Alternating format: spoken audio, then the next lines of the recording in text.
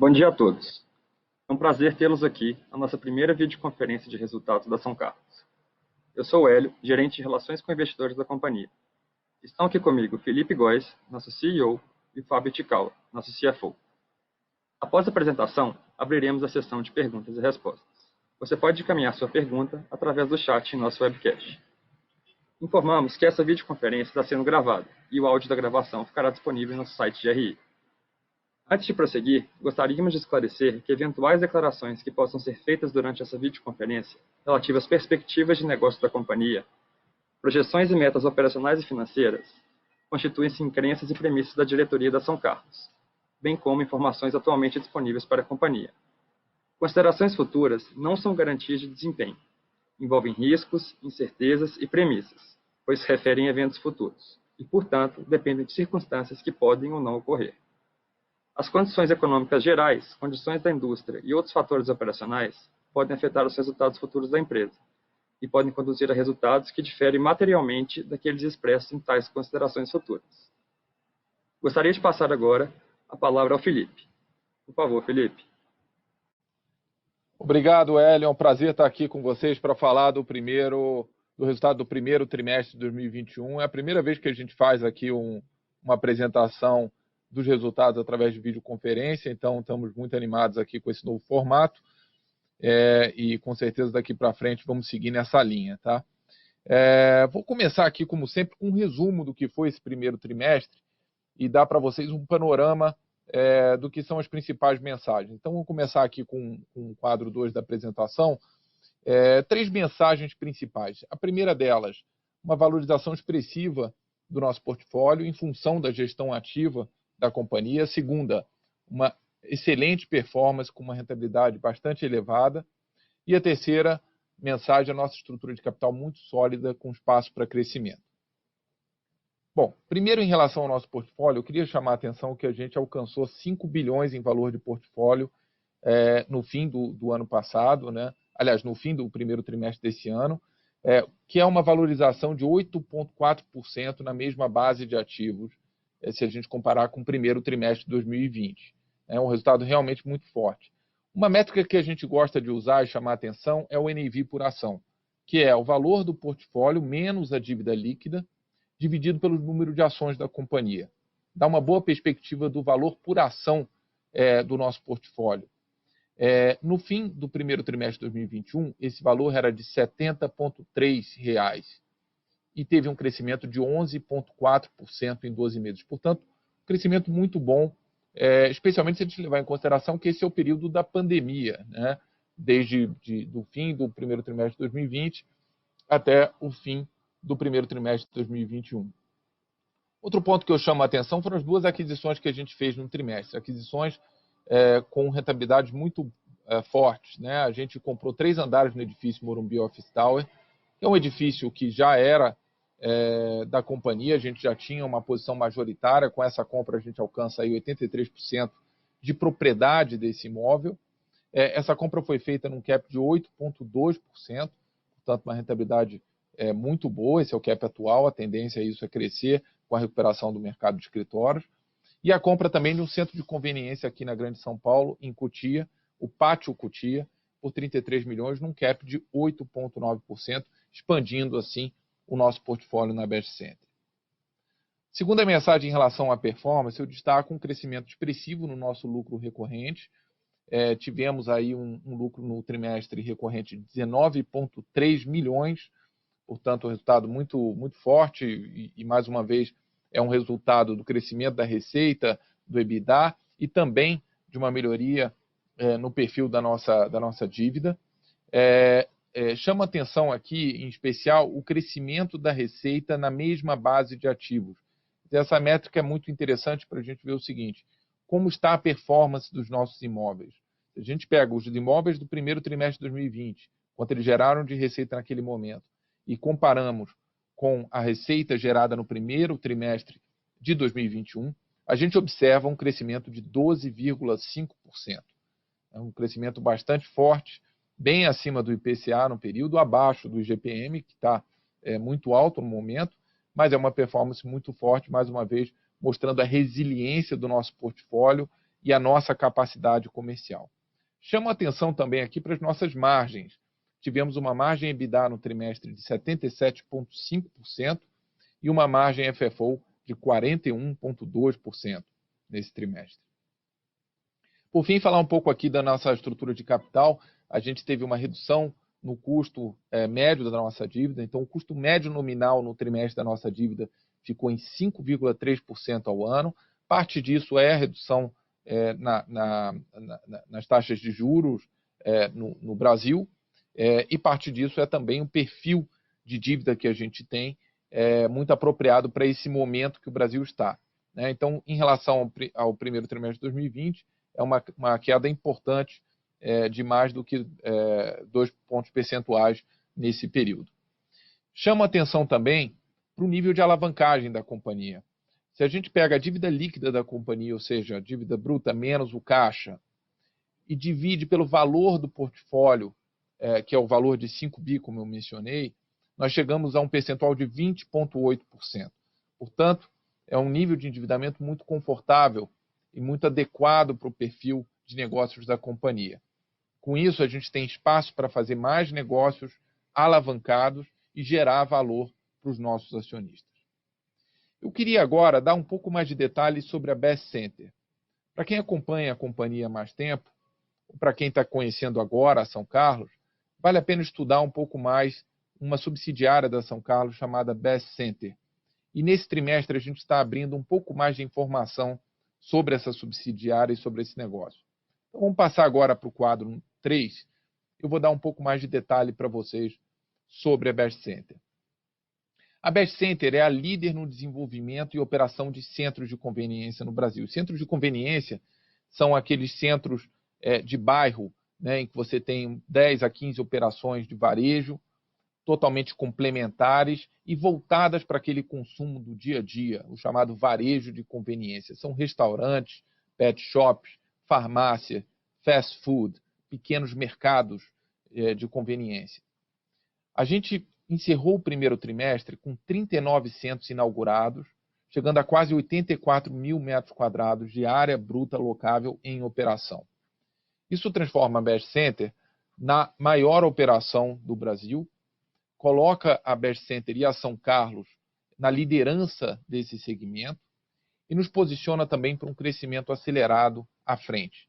Nós temos, no momento, 4 centros em fase pré-operacional, ou seja, estamos ali na fase anterior à inauguração, aí, de finalização de obra para a inauguração, e temos 12 terrenos para desenvolvimento futuro. Portanto, um potencial já contratado de crescimento bastante relevante dentro da companhia. Um aspecto que eu gostaria de chamar a atenção é que nesse trimestre a gente abre pela primeira vez algumas informações relevantes sobre essa operação.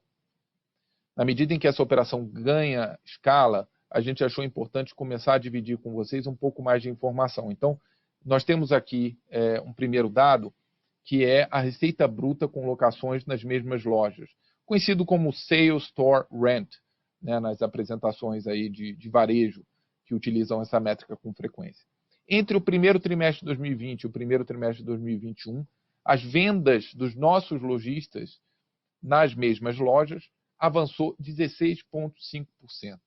Portanto, um crescimento muito bom, muito saudável, especialmente se a gente levar em consideração que uma parte relevante do primeiro TRI de 2020 é anterior à pandemia, né? E o primeiro TRI de 2021 ele já está totalmente inserido dentro da realidade da pandemia. Portanto, um crescimento bastante saudável.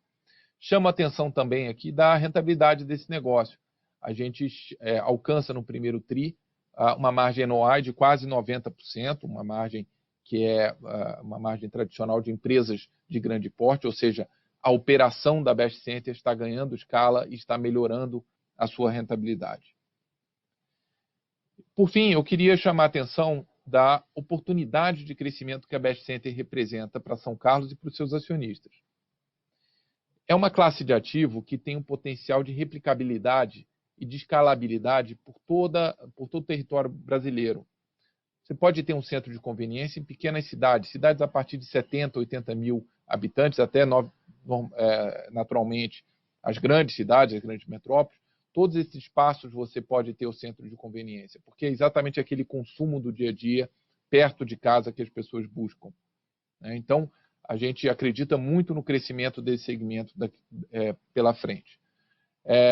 E a gente tem um pipeline ativo dentro da companhia de M&A, não só para comprar mais terreno, mas também para comprar centros prontos e consolidar a nossa liderança nesse setor. Eu vou passar a palavra agora para o Fábio Tikawa, que vai dar mais detalhes sobre os nossos resultados e vai falar um pouco mais também das métricas da Best Center, e depois eu volto ao final para a sessão de perguntas e respostas. Vamos em frente, Fábio.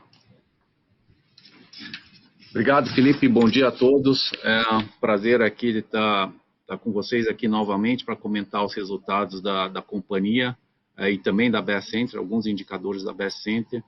Eu começo aqui a apresentação comentando um pouco mais de detalhes, né, da performance da Best Center no primeiro trimestre de 2021, isso está no slide 4. Basicamente, alguns indicadores que a companhia começa a divulgar sobre a operação de centro de conveniência. Acho que o destaque que o Felipe comentou é crescimento de receita. Enfim, receita cresce 22% dessa plataforma no primeiro trimestre, com margens extremamente elevadas, com margem NOI alcançando 90%, margem EBITDA com 66% no primeiro trimestre, e uma rentabilidade impressionante dessa plataforma, né, com margem FFO alcançando 42% nesse primeiro trimestre. Acho que vale ressaltar também o crescimento, a performance, né, dos nossos lojistas nesse primeiro trimestre. Receita, as vendas, né, dos lojistas nesse primeiro trimestre superaram aí 16% nesses primeiros trimestres, considerando que já teve o impacto da pandemia nesse ano de 2021. Então, o destaque aqui na performance de venda dos lojistas é o setor, né, de pet center, crescendo 25% nesse primeiro trimestre, mas também outros setores que são ancorados, né, nos nossos empreendimentos, que é o setor de alimentação e setor de drogaria, crescendo 16% e 20% respectivamente. Performance impressionante nos nossos clientes, nos nossos empreendimentos. Indo para o slide 5, eu comento um pouco mais a performance, né, da companhia, a performance da São Carlos nesse primeiro trimestre. Nesse primeiro trimestre, a companhia entrega um resultado forte, enfim, crescimento em todas as linhas, todos os indicadores, né, de resultado. Destaque é crescimento com receita de locações, foi de 15,4%. Segmento, né, de escritório, que representa aproximadamente 90% aí da receita, cresce 15%. Boa parte desse crescimento é repasse de inflação nos nossos contratos, e também o crescimento, né, da plataforma de centro de conveniência, que cresce 22%. Enfim, EBITDA também tem um crescimento expressivo de 11%, parte é reflexo, né, do crescimento da receita, e FFO crescendo 27% nesse primeiro trimestre, impactado aí não só pelo crescimento da receita, mas também pela redução das despesas financeiras, pelo perfil de dívida que a companhia tem, para aproveitar esse momento de taxa de juros mais baixo. E lucro líquido, por fim, crescendo 82%, em função aí de crescimento de FFO, que eu comentei anteriormente. E NAV por ação, o Felipe comentou, enfim, a gente encerra o trimestre com NAV por ação de R$ 70,30, um crescimento de 11,4% em 12 meses.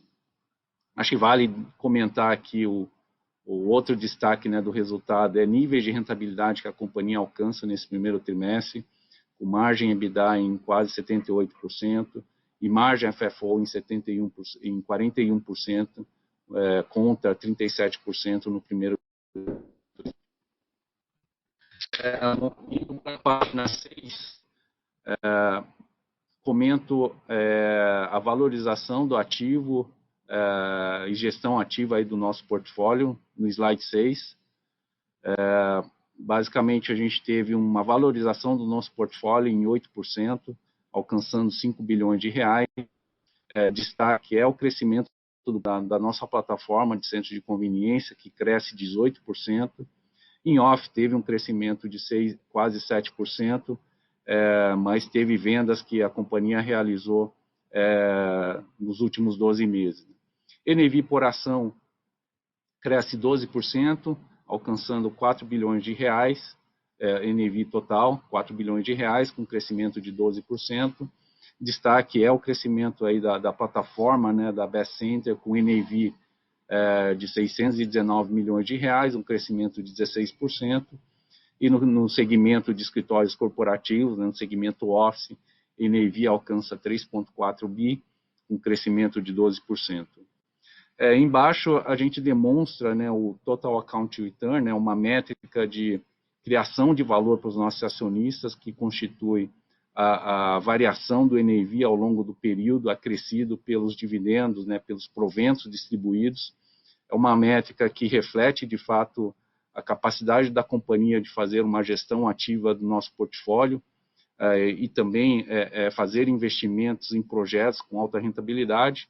Nos últimos 10 anos, a companhia entrega um crescimento anual de quase 11% no NAV. Por fim, no slide 7, comento aqui a estrutura de capital da companhia, uma estrutura bem sólida.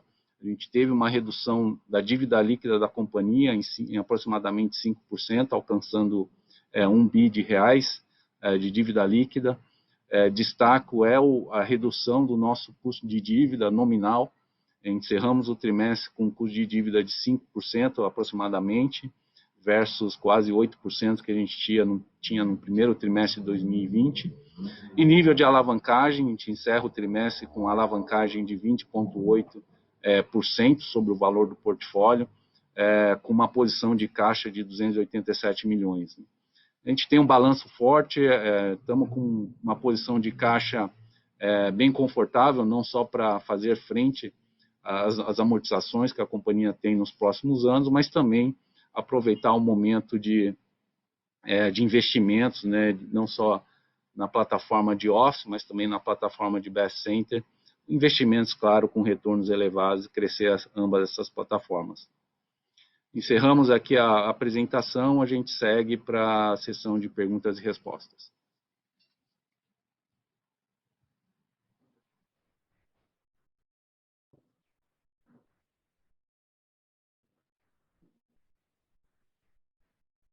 Vamos ouvir agora a pergunta do Elvis Credendio, do BTG.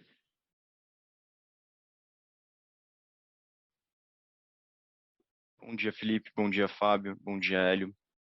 Tenho duas perguntas aqui do meu lado. Primeiro sobre o Best Center, né, a performance do Best Center. Queria explorar um pouquinho mais, né, sobre o same-store sales dos lojistas aí, que vocês reportaram, um same-store sales alto. Queria entender se esse tem um efeito de base um pouco mais fraca, ou se é um efeito de ramp-up mesmo dos centros, e se vocês pudessem, né, comentar, passar uma expectativa de vocês para esse same-store sales daqui para frente, se deveria rodar talvez em um patamar que é um pouco mais alto do que acreditam que seja estabilizado para os centros, porque acham que talvez tenha ainda espaço para o portfólio maturar, e como esse same-store sales, né, crescimento de same-store sales, deveria conversar com o same-store rent do Best Center daqui para frente.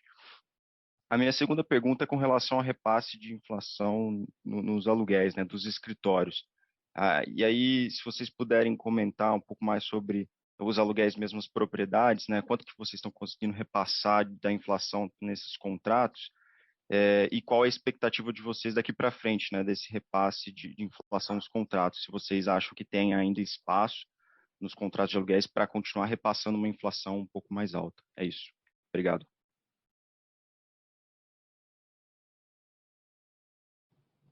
Tá ótimo, muito obrigado aí pelos comentários e pelas perguntas. Eu vou começar falando sobre a Best Center e sobre o desempenho no indicador de Same Store Sales, né? A gente teve, de fato, um crescimento relevante das vendas dos nossos lojistas nesse período, e isso acontece fundamentalmente pela consolidação desses pontos comerciais, né? A gente nota que os nossos centros comerciais, ao longo dos anos, eles estão virando referência para as pessoas que moram no entorno, que vivem no entorno desses empreendimentos.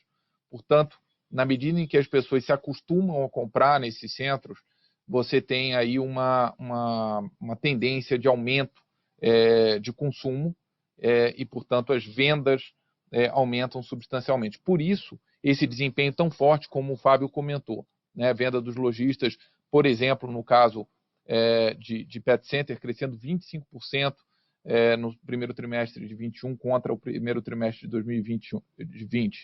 Né? Drogarias crescendo 20% a venda dos lojistas em relação ao primeiro trimestre de 20. Então, é uma consolidação dos pontos comerciais na medida em que as pessoas se acostumam a consumir. Esse é um formato muito novo no Brasil, né? É importante chamar a atenção do nosso pioneirismo, né? Esse formato de centro de conveniência extremamente comum nos Estados Unidos, são conhecidos como os strip centers ou strip malls nos Estados Unidos, e eles estão presentes ao longo de todo o país, né? Espalhados pelo país. A estimativa é que existam 100 mil centros como esse nos Estados Unidos, e no Brasil é algo novo, então as pessoas estão se acostumando ainda com esse formato, e como eu disse, o resultado disso é esse tipo de desempenho que a gente apresentou aqui nesse trimestre.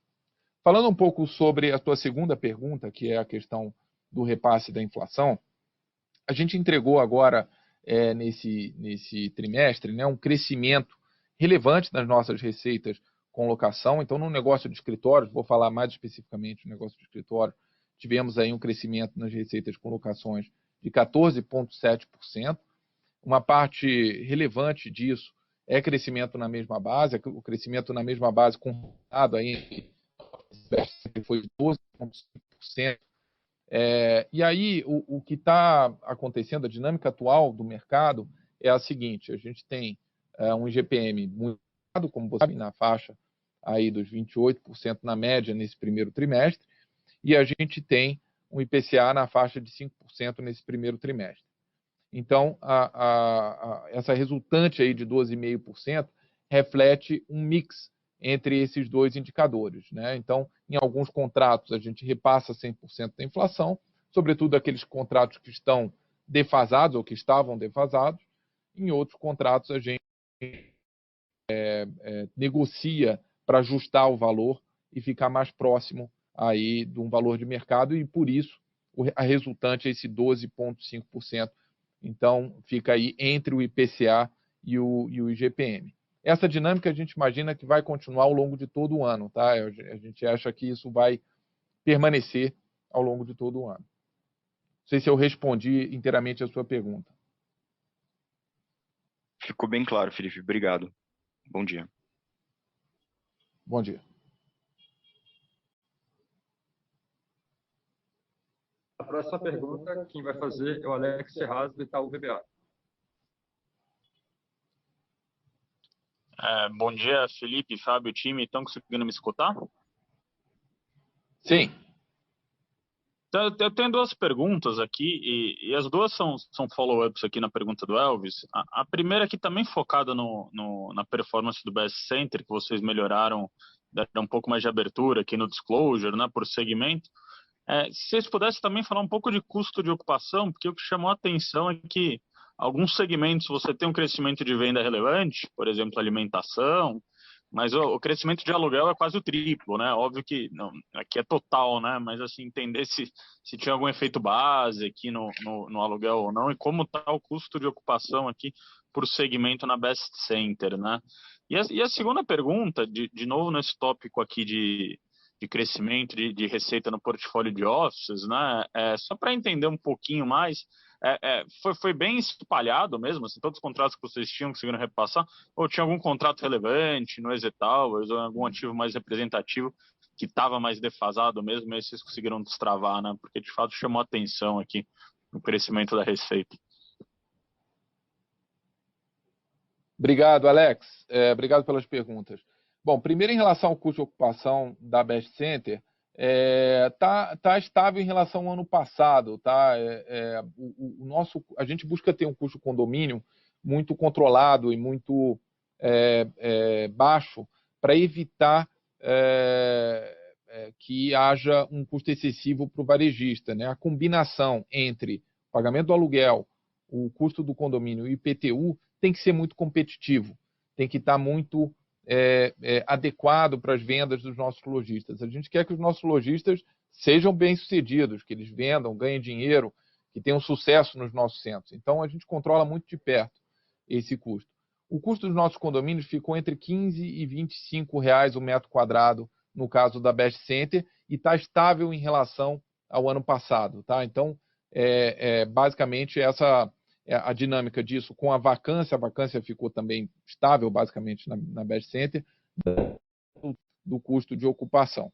Em relação à receita do trimestre, nós tivemos, sim, uma apreciação relevante em vários contratos, isso está bastante espalhado ao longo da nossa carteira, então não tem uma concentração específica e, portanto, é um desempenho que está, eu diria, vamos dizer, esse 12,5% aí entre os dois períodos na mesma base de ativos e o crescimento total aí de 15,4% na receita de locação entre os trimestres, ele está bastante espalhado entre os diversos empreendimentos da companhia. Eu acho que o principal ponto aqui, Alex, é o seguinte: a localização dos nossos imóveis é muito boa, né? Então, o nosso portfólio ele fica muito resiliente, ele é muito resiliente no momento de crise, né? As empresas percebem que é importante manter o espaço, elas estão usando menos hoje os escritórios por causa da pandemia, mas estão convencidas da necessidade de ter os seus espaços em localidades especiais, né? Eu acho que esse é um grande diferencial da companhia. A gente não tem imóvel em localizações complicadas, onde a vacância é muito elevada. De um modo geral, os imóveis estão realmente muito bem localizados. É claro que o centro do Rio de Janeiro é uma região pior, né, dentre todas as regiões que nós estamos, mas mesmo dentro do centro, os locais onde a gente está e a qualidade dos imóveis faz com que a gente tenha um portfólio mais resiliente. Então, o resultado do nosso trimestre foi forte muito em função, eu diria, fundamentalmente em função da qualidade do nosso portfólio.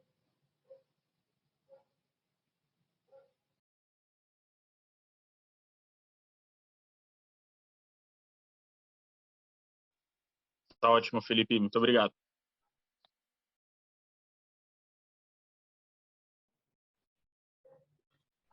Agora vamos ouvir a pergunta do Pedro Lobato, do Bradesco. Por favor, Pedro. Bom dia, pessoal. Bom dia, pessoal. Obrigado pelo call.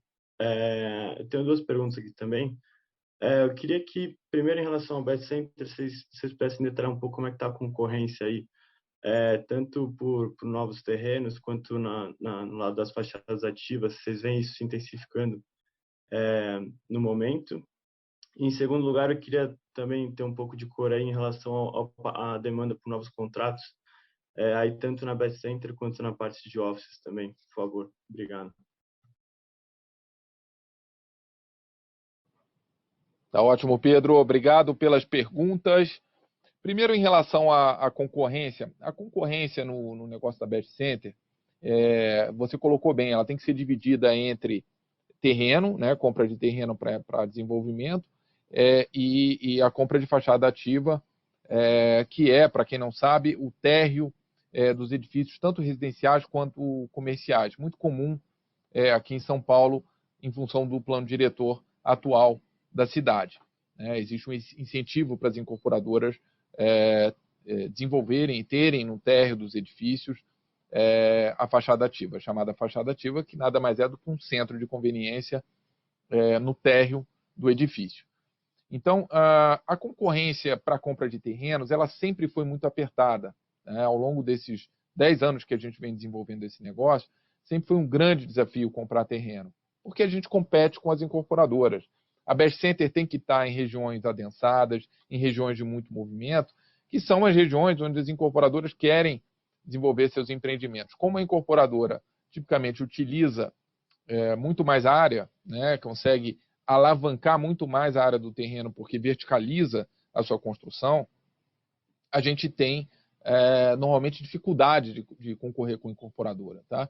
Então é um desafio muito grande conseguir construir um portfólio. Por isso a gente acha que o nosso portfólio vale tanto, né? A gente tem hoje um portfólio grande, o maior do Brasil, especialmente em São Paulo, muito focado no estado de São Paulo. A gente acha que tem muito valor ser dono desse portfólio. E a gente entende que a gente tem que continuar a jogar esse jogo, quer dizer, concorrer com o incorporador, encontrar ângulo, encontrar terreno onde não tenha potencial construtivo. Muitas vezes é aí que a gente consegue fazer bons negócios, né? Então, encontrar esses ângulos que dão oportunidade para a gente continuar a crescer o nosso portfólio. Então, a concorrência sempre foi muito forte na questão de compra de terreno, e eu acho que a tendência é continuar dessa forma. Falando um pouco da concorrência na compra de fachadas ativas, esse é um mercado que está ficando mais competitivo. Até pouco tempo atrás, tinham poucas empresas atuando nesse setor. Agora a gente começa a ver um pouco mais de movimentação de outras empresas que estão se posicionando. Então tem um pouco mais de concorrência. Agora, eu acho importante chamar a atenção que o know-how para fazer uma operação como essa é muito específico, né? É uma ilusão achar que se você tem algumas lojas de varejo, você vai ter a capacidade de fazer a gestão de um centro de conveniência. Existem pontos muito relevantes. O primeiro deles é relacionamento com o varejista, que tem que ter um relacionamento com as grandes redes de varejo, especialmente o chamado varejo de conveniência. Em segundo lugar, você tem que ter uma estratégia de mix muito adequada. O mix tem que ser complementar, né? Você tem que construir um mix que um lojista alimenta o outro, o público que vai num, depois consome no outro. E essa inteligência ela é fundamental. E o terceiro elemento é a gestão do dia a dia, né? A gestão do condomínio, o relacionamento com o lojista. Então, é uma atividade que não é fácil replicar. Tá? Eu acho que é importante dizer isso de forma muito clara. O Best Center demorou 10 anos para construir esse portfólio e ter esse know-how dentro de casa. Tá? Então, não considero fácil replicar. Tem um pouco mais de concorrência em fachada ativa, mas a gente está muito bem posicionado para continuar a desenvolver negócios também em fachada ativa. Nós temos hoje 3 fachadas ativas dentro desse nosso portfólio. Então, a gente quer crescer mais e pretende continuar a adquirir fachadas ativas no futuro.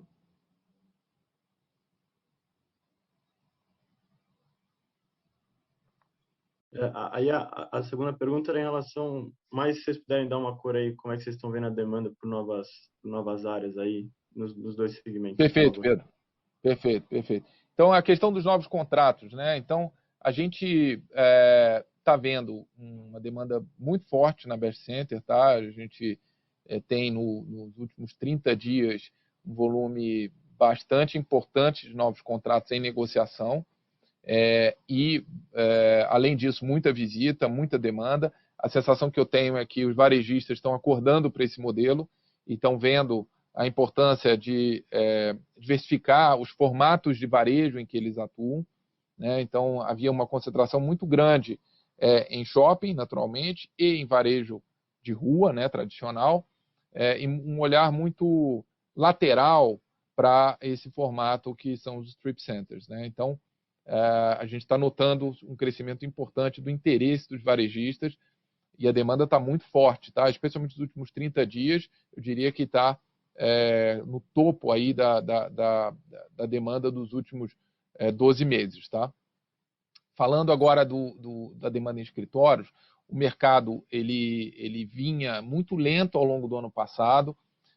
Em dezembro, houve um aumento do número de visitas, de demanda, a gente fechou alguns negócios interessantes. Janeiro, o ano começou forte também. E aí, fevereiro e março, houve uma redução da demanda expressiva. Essa redução ocorreu, no nosso entendimento, por causa do fechamento em função da pandemia, né? Eu acho que isso, naturalmente, as pessoas ficam em casa, não fazem visitas, congelam suas decisões. A nossa expectativa é que, com o processo de vacinação, a gente espera uma retomada da demanda a partir do segundo semestre. E essa demanda vai vir também com uma retomada do setor, né? A gente está otimista que o setor de escritórios vai passar por uma recuperação a partir do segundo semestre, primeiro São Paulo e depois Rio de Janeiro, e é assim que a gente está vendo o mercado para frente. E, em função disso, estamos também bastante animados para fazer negócios no setor de escritórios, crescer, adquirir oportunidades, né, fazer aquisições oportunísticas, que é a tradição da São Carlos, e com isso criar valor para os nossos acionistas.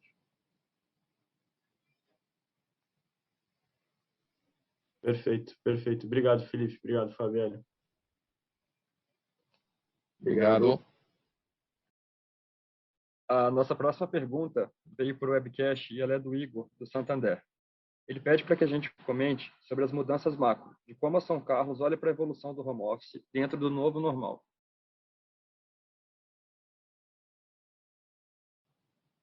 Oi, Igor, obrigado pela pergunta. É ótima pergunta, porque é um tema que está no topo da agenda aí de todo mundo que acompanha o setor, de todo mundo que tem interesse no mercado imobiliário.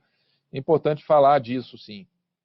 A gente tem acompanhado muito de perto o que está acontecendo nos mercados em que a vacinação está mais acelerada. Em especial, Israel, Reino Unido e Estados Unidos. Tá? E, ao mesmo tempo, a gente tem acompanhado também os nossos clientes e como eles estão encarando esse momento. Eu acho que está todo mundo... Existe um consenso, né, de que um modelo totalmente remoto não funciona. As pessoas estão cansadas de trabalhar 100% em casa, as pessoas estão cansadas da interação só por Zoom, né? Há um desgaste natural desse tipo de interação, e a gente sente também queixas em relação à redução na criatividade, na inovação das empresas, porque a interação é fundamental. A gente acredita muito no modelo híbrido, né? Um modelo em que as pessoas vão trabalhar parte do tempo em casa, parte do tempo no escritório. A nossa hipótese é que vai ser mais tempo no escritório do que em casa.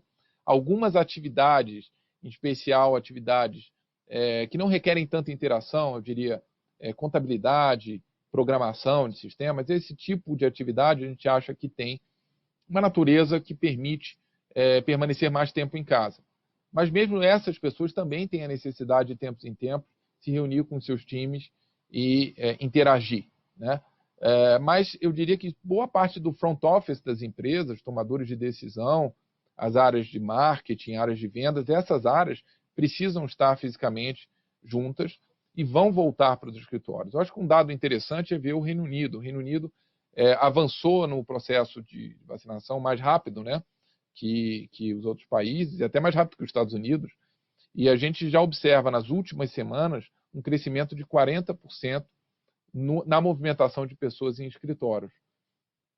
Então, as pessoas estão ávidas para voltar para os escritórios, né? Ávidas pela interação, e sabem que a cultura se constrói dessa forma, a formação das pessoas ocorre dessa forma. E, sobretudo, criatividade e inovação, você só acontece de fato quando você tem interação entre as pessoas. Então, a nossa visão é a demanda por escritório permanecerá a mesma que a gente tinha antes da pandemia.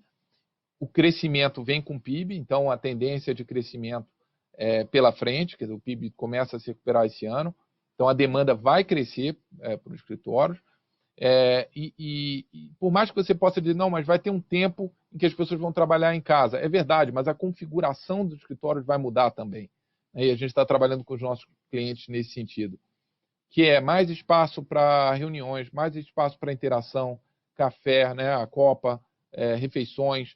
Isso tudo ganha importância porque as pessoas entenderam como é importante esse tipo de interação. Então, a mudança no desenho dos escritórios, em que você vai reduzir o adensamento, junto com a necessidade das pessoas frequentarem, né, o escritório, faz com que a resultante disso seja um crescimento da demanda ao longo do tempo. Tá? Então, a gente está bastante animado com o setor, não tenho dúvida que o setor vai se recuperar bem a partir do segundo semestre, e a gente está se posicionando para tirar vantagem desse momento de crise que a gente está.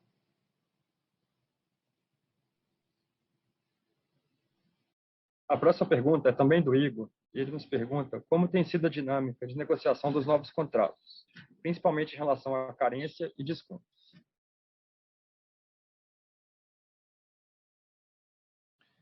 Igor, eu imagino que você esteja fazendo a pergunta mais para escritórios, né, que eu acho que é o setor que tem mais dúvidas, né, sobre isso.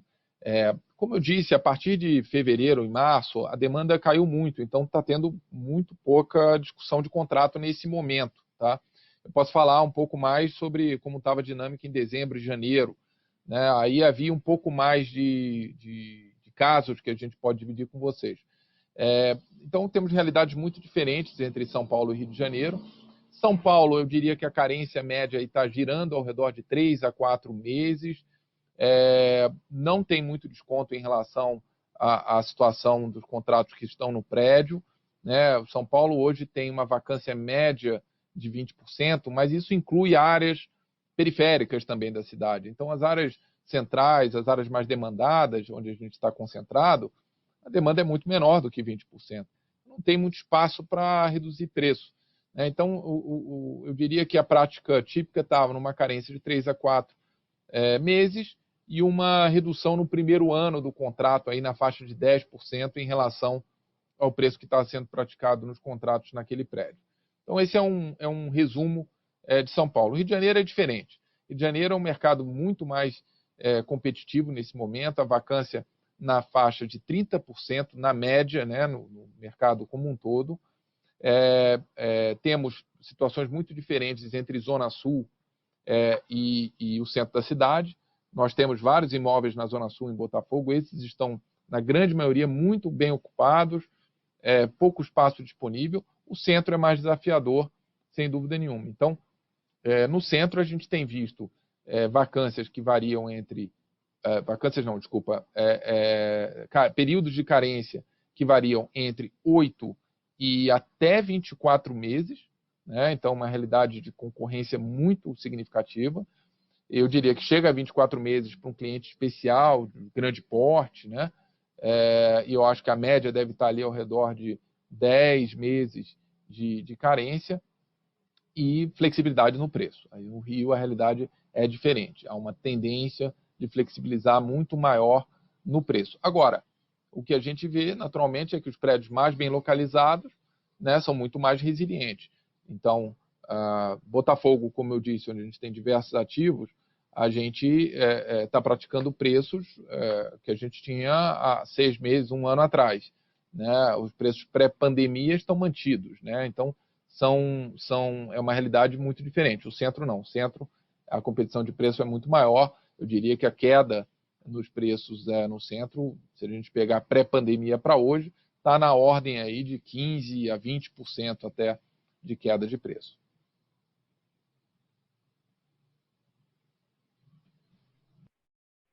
A próxima pergunta vem de um acionista, Eduardo de Brito. Ele pergunta qual é a política de pagamento de dividendos e distribuição de lucro sobre capital. Obrigado, Eduardo. Eu vou pedir para o Fábio comentar essa pergunta. Obrigado, Eduardo. Bom dia. A gente tem como prática, Eduardo, distribuir 25% do lucro. Enfim, o resultado de 2020, nós vamos distribuir, com base no resultado de 2020, né, nós vamos distribuir 20 milhões de dividendos aí, no final desse mês. Mas o objetivo da companhia é, de fato, reter o lucro para fazer aqui a nossa estratégia aqui de aplicar esses recursos em projetos com rentabilidade elevada, visando, claro, o ganho de capital, que é uma métrica aí que eu comentei, né, que é a valorização do NAV da companhia nos últimos 10 anos, alcançou quase 11%. Então, de fato, reter esse caixa, esse recurso, para aplicar em projetos que vão trazer altos retornos, enfim, valorização aí, criação de valor para os nossos acionistas.